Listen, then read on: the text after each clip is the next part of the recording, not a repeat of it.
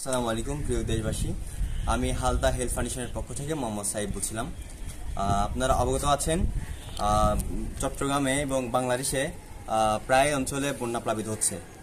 বাংলাদেশ সিলেটে, কুমিল্লাতে, ফেনীতে, আমাদের চট্টগ্রাম, খাগড়াছড়িতে, ফটিকছড়ি, হাটাজারি এবং আপনাদের গহিরাতেও বন্যা প্লাবিত হয়েছে।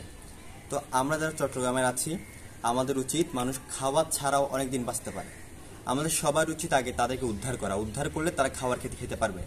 আমার সবার উচিত আগে আমরা ভোট নিয়ে যাই, নৌকা নিয়ে যাই, আমাদের উচিত তাদেরকে এক কথায় রক্ষা করা। তো আমাদের দায়িত্ব হচ্ছে তাদেরকে রক্ষা করা, তাদেরকে রক্ষা করে তাদের আবার স্বাভাবিক জীবনে ফিরিয়ে দেওয়া। এখন আমাদের টিম, আমাদের হালদা হেলথ ফাউন্ডেশনের টিম আপনার ফটিকছড়ি নাজিরহাট রয়েছে, ওখানে তারা উদ্ধারের কাজ করছে। এভাবে আপনারা সবাই এগিয়ে আসুন, সবাই ফটিকছড়ির দিকে একটু নজর দিন। ফটিকছড়ির মানুষ ভালো নাই। আমি দেশবাসীর কাছে দোয়া চাচ্ছি, সবাই তাদের জন্য দোয়া করবেন এবং যে যার সাধ্য মতো তাদের জন্য দান করবেন বা সবাই এগিয়ে আসুন এক কথায়। আসসালামু আলাইকুম।